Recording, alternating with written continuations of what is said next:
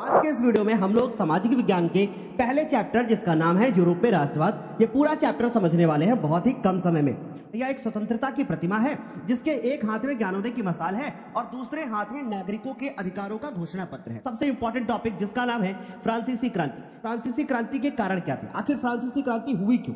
France की राजधानी जो पेरिस होती है वहां के लोग सड़क पर उतर आते हैं और फ्रांस में एक संवैधानिक राजतंत्र की घोषणा हो जाती है। तो बोर्ड एग्जाम में क्वेश्चन आएगा कि नेपोलियन बोनापार्ट का संबंध किस देश से था? जर्मनिया जर्मन की थी, नारी रूपक, और ये बलूत वृक्ष के पत्तों का एक मुकुट पहनती थी।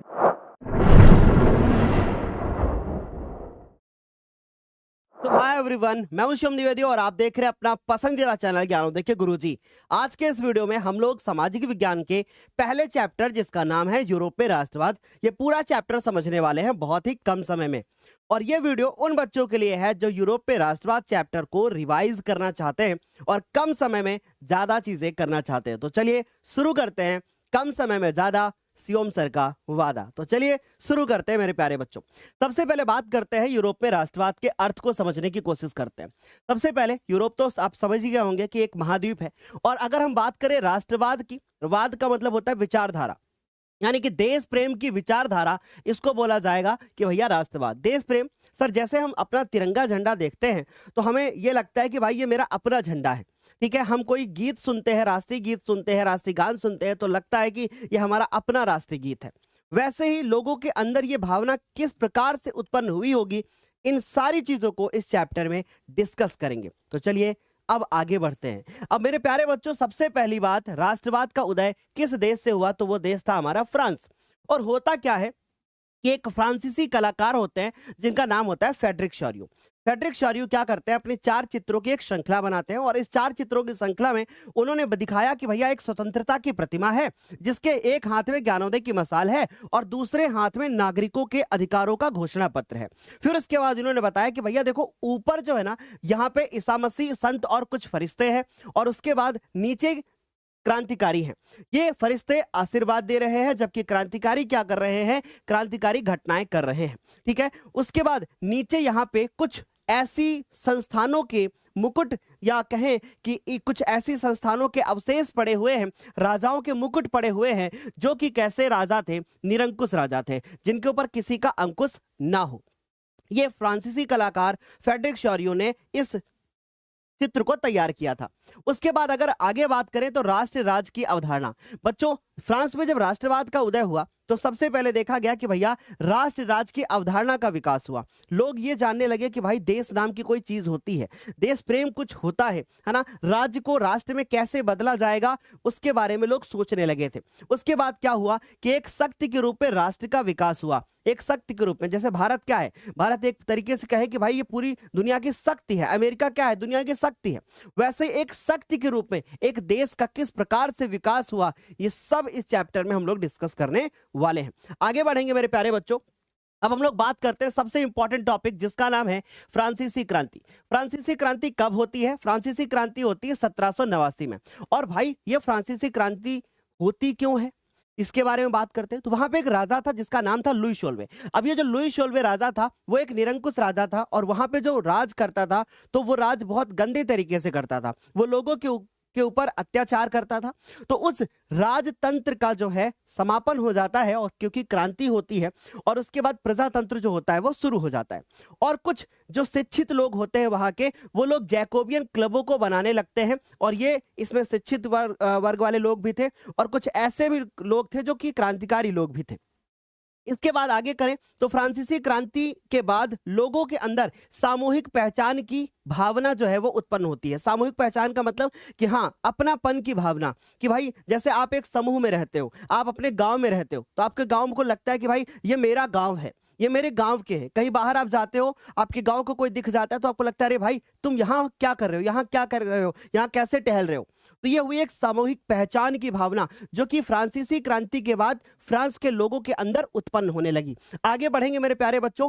पितृभूमि और नागरिक पर जोर दिया गया। होता क्या था कि पहले राजा का बेटा ही राजा बन जाता था, है ना, नागरिकों को कुछ अधिकार ही नहीं था। तो भाई पितृभूमि यानी पिताजी की भूमि और साथ ही साथ नागरिक शब्द, इन सब चीजों के बारे में खोज होना स्टार्ट हो गई, इन पर जोर दिया गया, ठीक है। फिर उसके बाद नेशनल असेंबली, जो भू संपत्ति अधिकारी थे भू संपत्ति अधिकारी थे, वो उन उसके बाद वहाँ पे एक नेशनल असेंबली का गठन होता है, भू संपत्ति अधिकारी जो है उनकी नियुक्ति हो जाती है। फिर उसके बाद वहाँ पे फ्रांसीसी ध्वज जो होता है वो चुना जाता है, ठीक है, जिसमें 3 कलर होते हैं, वो आप वहाँ देख सकते हो। और उसके बाद फ्रेंच भाषा जो है वहाँ की जो है भाषा चुन ली जाती है, फ्रेंच भाषा को वहाँ की राष्ट्रभाषा के रूप में चुन लिया जाता है, ठीक है, जो कि पेरिस में बोली जाती थी।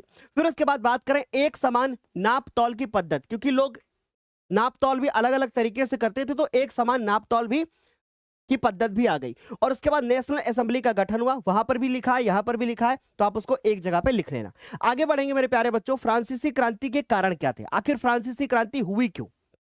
तो वहां का जो राजा था लुई 16वें एक बहुत अयोग्य राजा था। वो लोगों के ऊपर अत्याचार करता था, और अत्याचार करने के कारण लोगों ने सोचा कि भैया ये अत्याचार अब हम नहीं सह पाएंगे। वो बड़े बड़े जो लोग थे, जो कुलीन वर्ग के लोग थे, उनके साथ वो बहुत अच्छे से रहता था, लेकिन जो निम्न वर्ग के लोग थे, मजदूर वर्ग था, उनको वो बहुत परेशान करते थे। तो ये एक कारण था कि वो अयोग्य शासक था। फिर आगे बात करें मध्यम वर्ग का उदय। मध्यम वर्ग जो बच्चों था वो एक पढ़ा लिखा वर्ग था। कैसा वर्ग था? एक पढ़ा लिखा वर्ग था। और इस वर्ग का जब उदय हो जाता है, ठीक है, तब क्या होता है, फ्रांसीसी क्रांति का एक बहुत मुख्य कारण यह बन जाता है।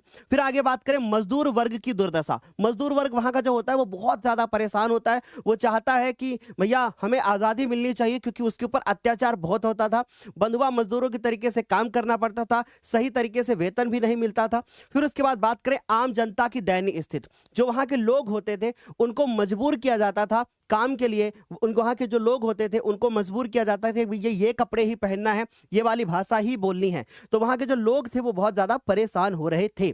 और साथ ही साथ आजादी पर प्रतिबंध, है ना, लोगों को बोला जाता था कि भैया पूजा नहीं करोगे या पूजा पाठ नहीं करोगे, यानी किसी एक धर्म को नहीं मानोगे, जो हम कहेंगे बस वही मानना पड़ेगा। तो ये सब थे फ्रांसीसी क्रांति के कारण। चलिए आगे बढ़ते हैं।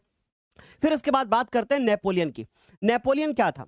नेपोलियन एक तरीके का इस प्रकार का राजा था जो कि फ्रांस में आने पर इसने फ्रांस को संभाला, लेकिन फ्रांस की जो कमजोर सत्ता थी, क्योंकि लुई 16वें का अंत हुआ था, कमजोर सत्ता थी फ्रांस की तब, और तब उसने क्या किया, पूरे फ्रांस के ऊपर कब्जा कर लिया। लेकिन ये अच्छा राजा था, फ्रांस के बारे में सोचता था।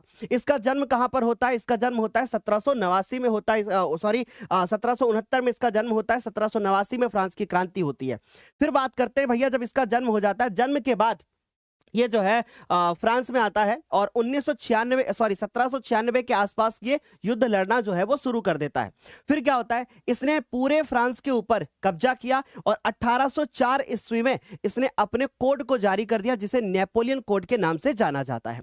फिर उसके बाद बात करें, इसने भूदासता और जागीरी को जो है वो समाप्त कर दिया, यानी जो भूदासता का मतलब कि भैया गुलामी, उसको ये इसने समाप्त कर दिया। फिर उसके बाद जन्म के अधिकार पे विशेषाधिकार, पहले होता क्या था कि राजा का बेटा ही राजा बन जाता था, तो वो वाली प्रथा भी इसने समाप्त कर दी। फिर उसके बाद यातायात और संचार व्यवस्था को इसने सुधार दिया, और नाप तौल की एक समान पद्धति भी ये लेकर के आ गया। तो नेपोलियन ने ये सारी चीजें की थी। पूछा जाएगा बोर्ड एग्जाम में कि नेपोलियन का फ्रांस पे अधिकार जब हुआ तो नेपोलियन ने क्या किया, ये सारे पॉइंट लिखने पड़ेंगे। आगे चलेंगे मेरे प्यारे बच्चों। अब बात करते हैं जॉल वेराइन शुल्क संघ। बहुत इंपॉर्टेंट है, डायरेक्ट क्वेश्चन आता है कि जॉल वेराइन शुल्क संघ जो है वो क्यों स्थापित किया गया और कब स्थापित किया गया। तो जॉल वेराइन शुल्क संघ एक शुल्क संघ होता था कि एक राज्य से जब दूसरे राज्य में जाते थे तो कुछ क्या देना पड़ता था, टैक्स देना पड़ता था। तो ये जो शुल्क अवरोध थे इनको समाप्त कर दिया गया। और ये किसकी पहल थी, यानी किसने इसकी शुरुआत की? तो इसकी शुरुआत की प्रशिया ने। और प्रशिया क्या था, यानी कि प्रशा क्या था, वो जर्मनी का एक राज्य होता है। और इसमें मुद्राओं की संख्या को घटा करके कितना कर दिया गया, 2 कर दिया गया। आप अगर मेरा लॉन्ग वाला वीडियो देखोगे तो वहां पे आप देखोगे कि यहाँ पे 21 लिखा हुआ है, पर मेरे द्वारा बोला मुंह से 2 ही गया है। तो आप अपने नोट्स में सही कर लेना कि मुद्राओं की संख्या को बढ़ा करके 30 से घटा करके कितना कर दिया गया है, 2 कर दिया गया। आगे बढ़ेंगे मेरे प्यारे बच्चों। अब बात करते हैं यूरोप में राष्ट्रवाद का निर्माण। देखिए, फ्रांस में जो जो चीजें होती थी ना, वो चीजें यूरोप में भी होती थी। अब यूरोप में ना जो समूह थे वो 2 तरीके थे, 2 तरीके के लोग थे। जैसे आजकल भारत में आप देखोगे ना तो एक मध्यम वर्ग दिखेगा आपको, और एक उच्च वर्ग दिखेगा, और एक निम्न वर्ग दिखेगा।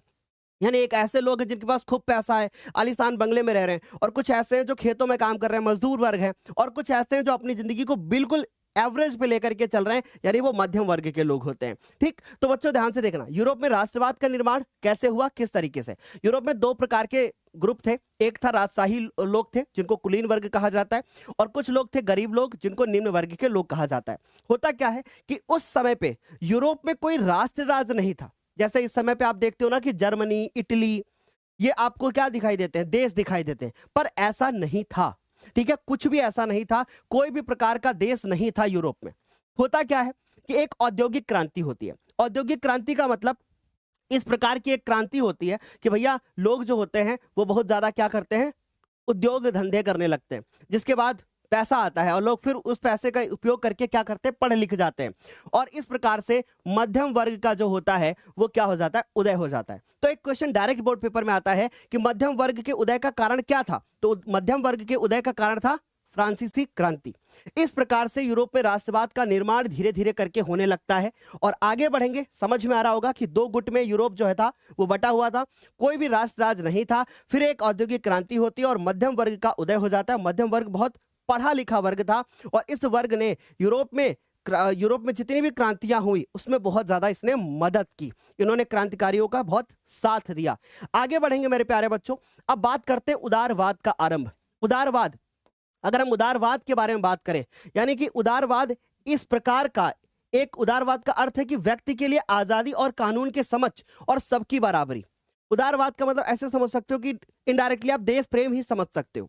ठीक है, तो ये उदारवाद का आरंभ कब होता है, ये होता है 19वीं शताब्दी में।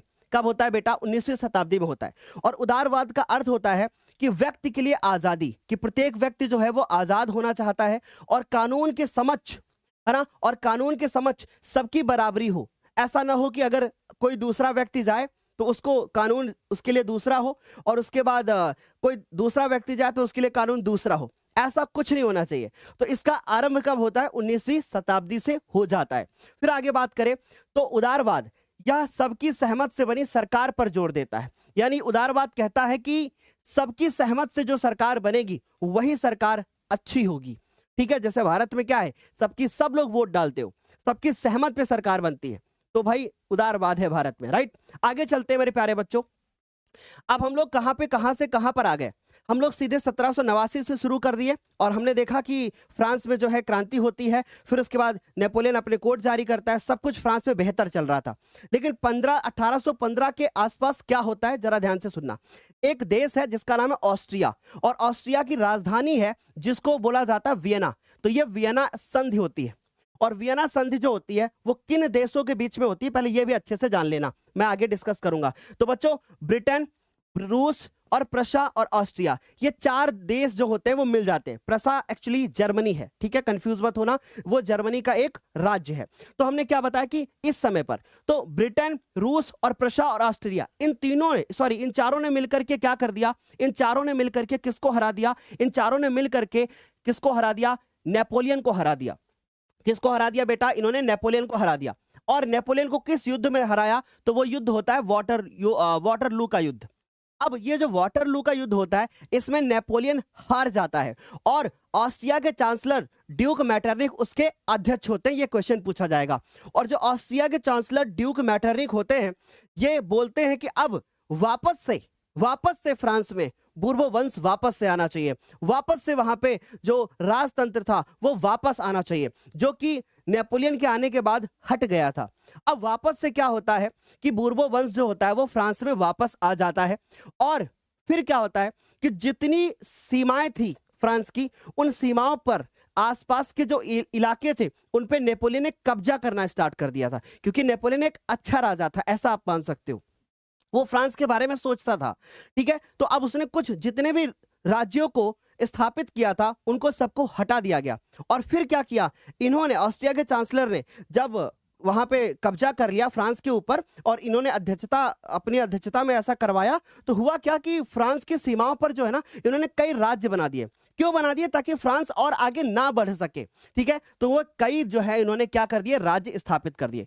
तो ये सब होता है 1815 के बाद। बच्चों आगे चलेंगे, अब हम लोग बात करते हैं कुछ क्रांतिकारी घटनाओं के बारे में, आगे बात करेंगे और देखते हैं क्या होता है। अब यूरोप जो होता है वो पुनः तानाशाही के शासन में फंस चुका था। क्यों फंस चुका था? क्योंकि अब जो है ना नेपोलियन जो होता है वो हार जाता है, ठीक है, तो वो फंस चुका था। अब क्या होता है? गुप्त संगठनों की स्थापना होती है। अब आपके मन में चल रहा होगा सर ये गुप्त संगठन क्या होते हैं? जैसे समझने की कोशिश करो। आपके गांव में कोई प्रधान हो, उसको हटा दिया जाए। अब वो प्रधान क्या करेगा? वो सोचेगा कि भैया कुछ गुप्त संगठन बनाते हैं, छोटे छोटे संगठन बनाते हैं। और उन गुप्त संगठनों में कौन सा संगठन बना था? सबसे पहले ये मैत्सनी ने बनाया था, यंग इटली और यंग यूरोप। ये गुप्त संगठन की स्थापना हो जाती है। कौन बनाता है? मैत्सनी बनाता है। और मैत्सनी को इटली के राष्ट्रवाद का मसीहा कहा जाता है, क्योंकि इटली के एकीकरण में मैत्सनी ने बहुत बड़ी भूमिका निभाई थी। उसके बाद आगे बात करते हैं कि भैया मैत्सनी का जन्म कब होता है? मैत्सनी का जन्म होता है 1807 में।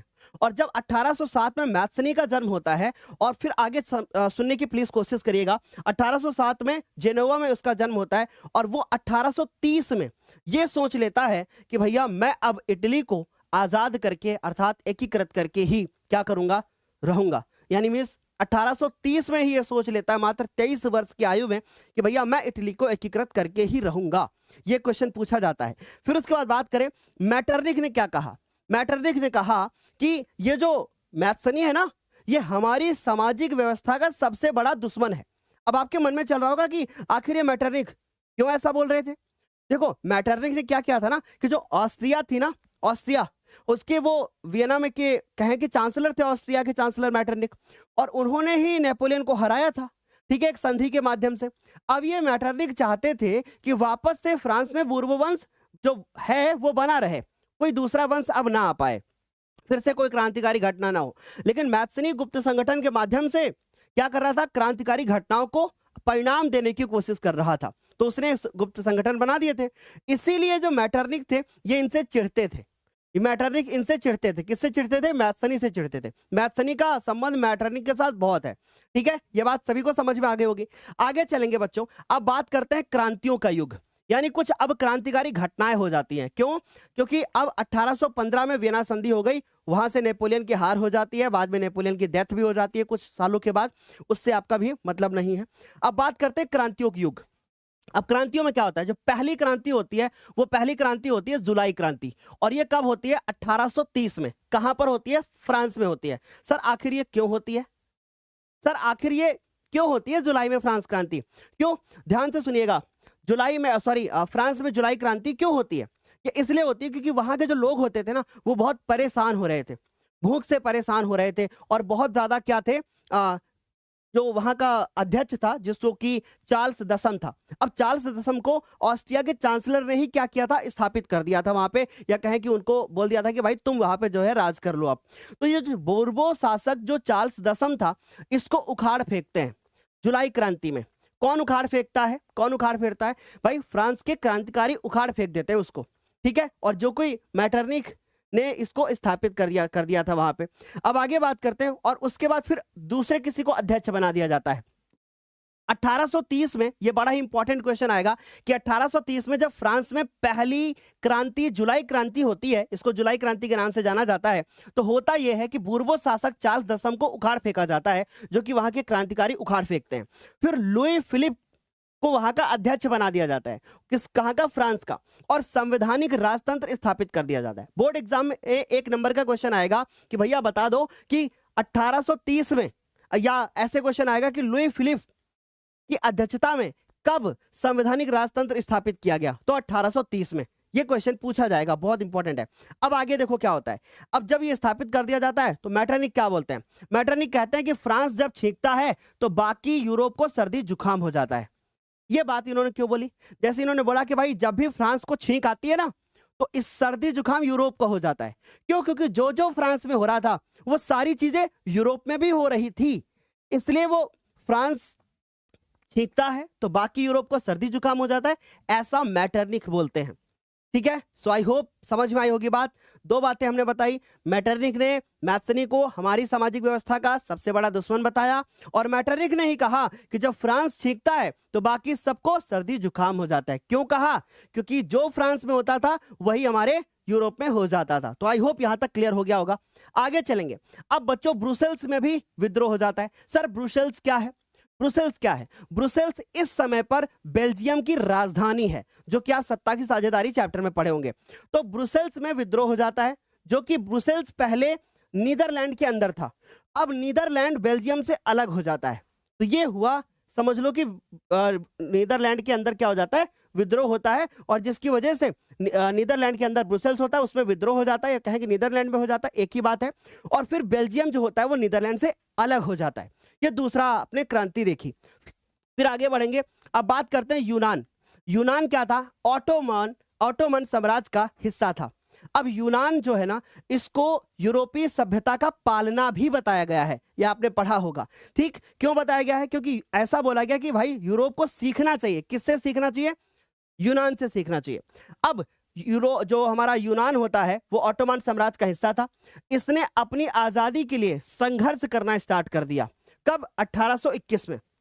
और बाद में एक संधि के माध्यम से जिसको बोला जाता है कुस्तुनतुनिया की संधि, ये संधि हो जाती है 1832 में।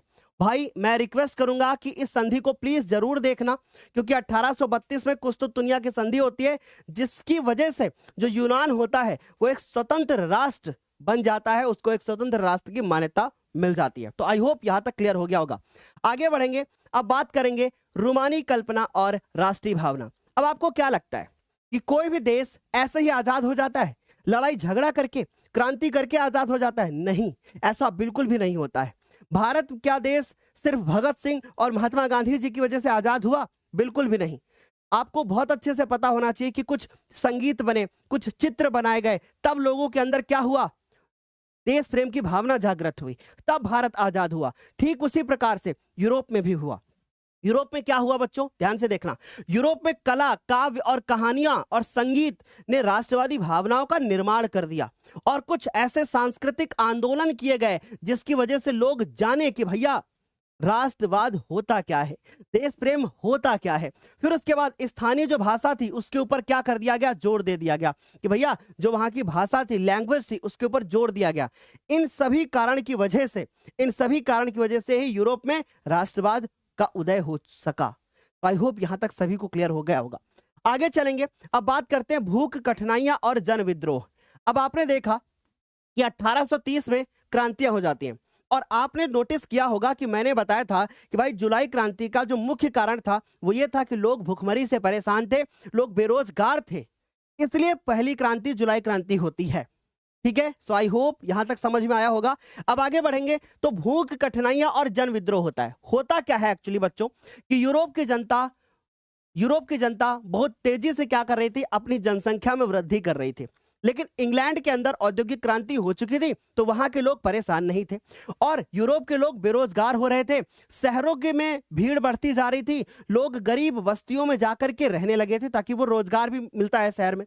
फिर आगे बढ़ेंगे, इंग्लैंड में औद्योगिकरण हुआ था तो उसको इतना ज्यादा परेशानी नहीं थी। आगे बढ़ेंगे, अब क्या होता है कि कठिनाइयां पैदा हो गई, जन विद्रोह पैदा हो गया। क्यों पैदा हुआ? क्योंकि भूख से परेशान लोग, बेरोजगार लोग, तो फिर जन विद्रोह हो गया, यानी लोग आपस में लड़ने लगे। और फिर एक वक्त आता है 1848 ईस्वी में, जो फ्रांस की राजधानी होती है पेरिस, फ्रांस की राजधानी जो पेरिस होती है, वहां के लोग सड़क पर उतर आते हैं। और आपने देखा होगा कि जब 1830 में बूर्बो शासक चार्ल्स दसम को उखाड़ फेंका जाता है, तो लुई फिलिप को वहां पे अध्यक्ष बनाया जाता है और फ्रांस में एक संवैधानिक राजतंत्र की घोषणा हो जाती है। लेकिन अब ध्यान से सुनिएगा कि जो वो लुई फिलिप था, अब उसको भी भागना पड़ा, क्यों? क्योंकि अब लोग जो थे वो सड़क पर उतर आए थे और लुई फिलिप भी कुछ कर नहीं पा रहा था, भूखमरी बढ़ती चली जा रही थी। राइट, अब क्या होता है कि भैया लुई फिलिप को भागना पड़ा, और 1848 में फ्रांस में एक नवीन गणतंत्र की जो है वो घोषणा हो जाती है। This is the very most important point कि फ्रांस में गणतंत्र की घोषणा कब होती है? 1848 ईस्वी में फ्रांस में एक नवीन गणतंत्र की घोषणा हो जाती है। आगे बढ़ेंगे, इसके बाद क्या निर्णय लिए जाते हैं? सबको रोजगार की गारंटी दी जाती है, कारखाने खोले जाते हैं, और 21 साल से अधिक उम्र के जो वयस्क पुरुष होते हैं उनको वोट देने का अधिकार मिल जाता है। जैसे भारत में 18 वर्ष है, वैसे ही फ्रांस में 21 वर्ष के लोग वोट डाल सकते हैं। लेकिन पता है दर्दनाक बात क्या थी? कि महिलाओं को अभी भी वोट डालने का अधिकार नहीं मिला था, सिर्फ पुरुषों को वोट डालने का अधिकार मिला था। राइट। आगे चलेंगे मेरे प्यारे बच्चों, अब बात करेंगे जर्मनी के एकीकरण के बारे में। जर्मनी का एकीकरण कब होता है? 1871 में। अब मन में सवाल आ रहा होगा कि आखिर सर जर्मनी के एकीकरण क्यों हुआ? जर्मनी क्या था? यूरोप का हिस्सा था। इटली क्या था? यूरोप का हिस्सा था। अब ये हिस्से चाहते थे कि हम अपना एक राष्ट्र राज्य बनाएं, अपना अपना एक देश बनाएं, ठीक है। तो अब होता क्या है कि 1848 में जब फ्रांस में जो फ्रांस में होता था ना, वही चीजें कहाँ होती थी? यूरोप में होती थी। तो 1848 में जो फ्रांस था, वो सॉरी जर्मन जो था, वो 39 राज्यों का एक संघ था, या कहे परिसंघ था, या कहे कि महासंघ था, ठीक है। तो एक 39 राज्यों का एक संघ था, और वहां पे ऑटो वॉन बिस्मार्क, जो कि जर्मन एकीकरण की प्रक्रिया का एक जनक था। अब ये एनसीईआरटी में लिखा हुआ है प्रधानमंत्री, तो आप ऐसा बोल सकते हो कि ऑटो वॉन बिस्मार्क जो थे वो प्रधानमंत्री थे, और उसके बाद वो जर्मन एकीकरण की प्रक्रिया के जनक कहलाते हैं। आगे बढ़ेंगे। 7 वर्षों में इन्होंने लगातार युद्ध लड़े। किसके साथ इन्होंने युद्ध लड़ा? भैया किसके साथ इन्होंने युद्ध लड़ा? सबसे पहले ऑस्ट्रिया के साथ इन्होंने युद्ध लड़ा। जर्मन के लोग हैं, ऑस्ट्रिया के साथ युद्ध लड़ते हैं, डेनमार्क के साथ युद्ध लड़ते हैं, और फ्रांस के साथ भी युद्ध लड़ते हैं, ठीक है। और उनके बाद तीनों में जो है किसकी जीत हो जाती है? जर्मनी की। जर्मनी का मतलब प्रसा की जीत हो जाती है, क्योंकि वो प्रसा उसका एक राज्य है। उसके बाद 1871 में जो प्रसा के राजा होते हैं काइजर विलियम प्रथम को जर्मनी का सम्राट घोषित कर दिया जाता है, और जर्मन एकीकरण की प्रक्रिया जो होती है वो पूर्ण हो जाती है। आगे चलेंगे मेरे प्यारे बच्चों, अब बात करते हैं इटली के एकीकरण की। इटली का एकीकरण कब होता है? 1870 में। अब बोर्ड पेपर में क्वेश्चन आएगा कि इटली के एकीकरण में ऐसे कौन से 3 क्रांतिकारी हैं जिन्होंने महत्वपूर्ण भूमिका निभाई? नाम याद रखोगे, मैत्सनी, गैरीबाल्डी और कावुर, राइट। अब देखिए क्या होता है कि 1870 में जब इटली का एकीकरण होता है, इसमें क्या क्या हुआ था? इटली जो है, इटली राज्यों और हैब्सबर्ग साम्राज्य में अलग अलग रूप से बिखरा हुआ था, ठीक है। ये बिखरा हुआ था, कुछ हैब्सबर्ग साम्राज्य में और उसके बाद कुछ राज्यों में डिवाइड था, और पूरे इटली में इतालवी भाषा पूरे इटली में नहीं बोली जाती थी, क्योंकि अब चूंकि जैसे भारत है, अब भारत में क्या है कि भारत बहुत सारी भाषा यहाँ पे बोली जाती है, लेकिन वैसे ही इटली के अंदर एक भाषा अर्थात इतालवी भाषा नहीं बोली जाती थी, जबकि बोला जाना चाहिए ना सब, क्योंकि हर व्यक्ति को बोलना चाहिए इतालवी भाषा। फिर क्या होता है कि 1830 के दशक में मैत्सनी ने इटली को एकीकृत करने का प्रयास किया था। जैसा मैंने आपको स्टार्टिंग में ही बताया था कि 1830 में जब मात्र वो 23 वर्ष की उम्र का था, तभी उसने प्रयास किया था कि इटली एकीकृत हो जाए। फिर क्या होता है, उसने यंग इटली नामक गुप्त संगठन भी स्थापित किए थे, लेकिन वो सक्सेस नहीं हो पाया था, राइट। फिर आगे उसने ये लोग आ गए, और फिर उसके बाद जब काबुर आया, गैरीबाल्डी आए, तो हेल्प मिल गई। आगे क्या होता है देखते हैं जरा ध्यान से।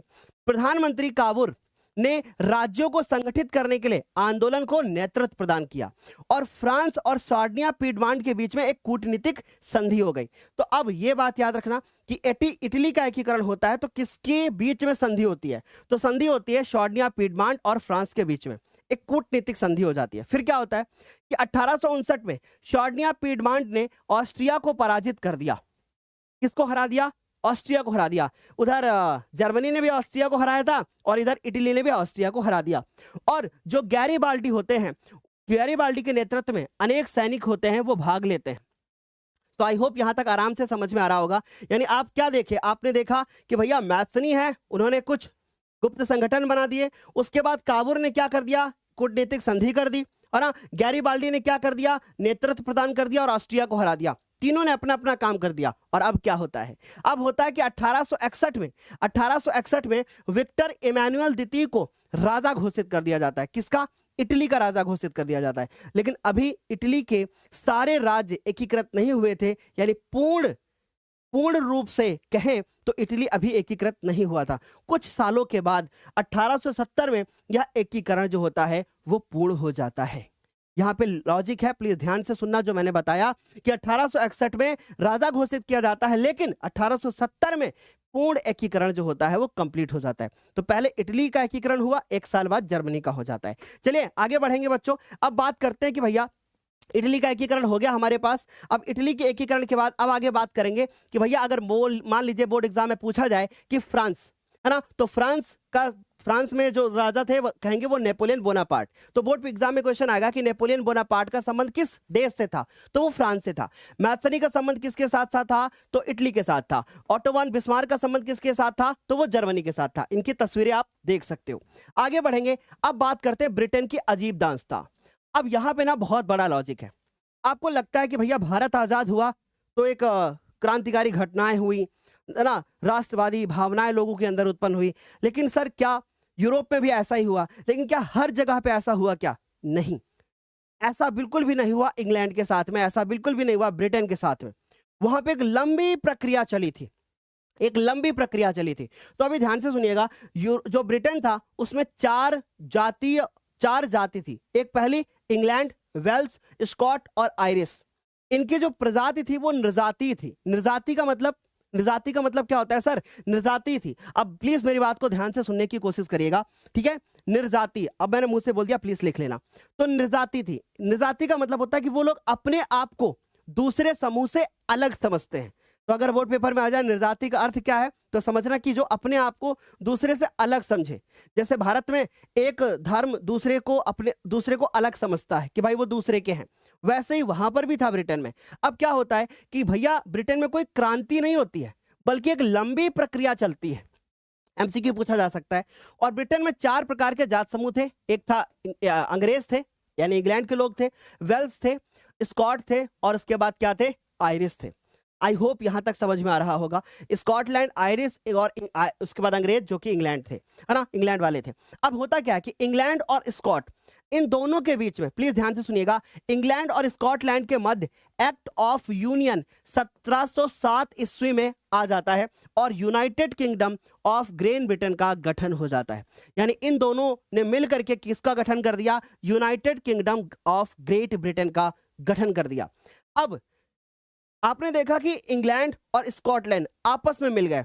अब ये आगे चल करके आयरलैंड के साथ भी ऐसा ही करते हैं। और क्या करते हैं आगे देखेंगे, लेकिन उसके पहले यहां देखते हैं। जो स्कॉटलैंड के लोग थे, उनको ये इंग्लैंड वाले बोलते थे कि भैया आप अपनी भाषा नहीं बोल सकते। यानी स्कॉटिश लोगों को गैलिक भाषा बोलने पर मनाही थी और राष्ट्रीय पोशाक नहीं पहन सकते थे। राष्ट्रीय पोशाक मतलब जैसे भारत में लोग क्या है कि भाई भगवे कलर का कपड़ा पहन रहे हैं, मुस्लिम लोग ग्रीन कलर का कपड़ा पहन रहे हैं, मतलब एक रंग से लोगों को जज कर लिया जाता है। वैसे ही वहां पे पोशाक जो थी वो पहनने को मनाही थी। ये इंग्लैंड वाले लोग बोलते थे कि भैया तुम नहीं पहन सकते अपनी राष्ट्रीय पोशाक, तुम नहीं बोल सकते अपनी भाषा। इस कारण इन लोगों को अपना वतन छोड़ने पे मजबूर होना पड़ा और बाद में इंग्लैंड वाले लोगों ने स्कॉटलैंड पर भी कब्जा कर लिया।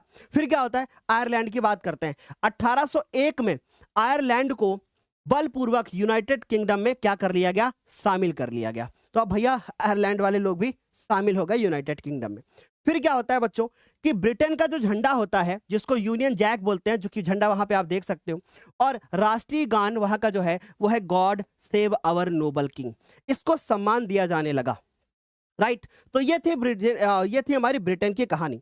आगे चलेंगे मेरे बच्चों, अब बात करेंगे राष्ट्र की दृश्य कल्पना, है ना, बहुत इंपॉर्टेंट है। जैसे भारत में क्या होता है, आप लोगों ने बहुत अच्छे से देखा होगा कि भारत में भारत माता की तस्वीर बनाई गई, है ना। वैसे ही जो फ्रांस था, जर्मनी था, वहां पे किसकी तस्वीरें चली? ठीक। तो बच्चों अगर राष्ट्र दृश्य की कल्पना की बात करें तो सबसे पहले मारियान या कहीं कहीं पे मारियाना मिलेगा। ये जो है ना एक फ्रांस की नारी रूपक थी। फ्रांस की नारी रूपक, जैसे भारत की नारी रूपक भारत माता बोलोगे, वैसे फ्रांस की नारी रूपक मारियान थी। और ये लाल टोपी पहनती थी, है ना, यानी इस पिक्चर में आप लाल टोपी देखोगे, है ना, उसके बाद तिरंगा देखोगे और उसके बाद आप कलगी देखोगे। कलगी का मतलब जैसे बालों में यहाँ पे कुछ लगा हुआ होता था इनके, राइट। फिर उसके बाद अगर मैं बात करूं कि जर्मेनिया जर्मन की थी नारी रूपक, और ये बलूत वृक्ष के पत्तों का एक मुकुट पहनती थी। ये जो मुकुट पहनती थी उसमें बलूत वृक्ष थे, राइट, उनके पत्तों के मुकुट को पहनती थी। और ये तलवार को अपने साथ में रखती थी जिस पर लिखा होता था कि जर्मन तलवार, ये पूछा जाएगा, जर्मन तलवार जर्मन राइन की रक्षा करती है। यानी ये जो जर्मन की तलवार है, जर्मनी की जो तलवार है, ये क्या करती है? ये जर्मन राइन की रक्षा करती है। इस प्रकार ये जो पूरा चैप्टर था वो पूरा चैप्टर कंप्लीट होता है। आप लोग इस वीडियो को लाइक और शेयर करके जरूर बताना कि आपको ये कैसा लगा।